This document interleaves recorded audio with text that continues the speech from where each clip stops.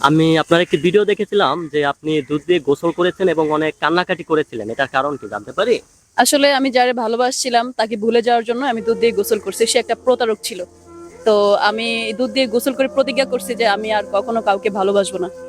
আপনি যাকে ভালোবাসেন সে আপনার সাথে প্রতারণা করেছে? যে সে একটা প্রতারক ছিল, মিথ্যাবাদী ছিল। তার ওয়াইফ থাকা সত্ত্বেও সে তার ওয়াইফকে হাইড করে আমার সাথে মিথ্যে ভালোবাসার অভিনয় করে আমাকে মানে পটায় আমার সাথে রিলেশন করছে।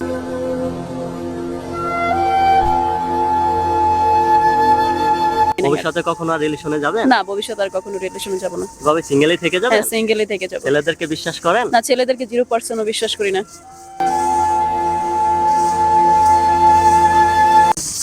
তাহলে সারা জীবন কি সিঙ্গেল থেকে যাবেন নাকি বিয়ে করবেন?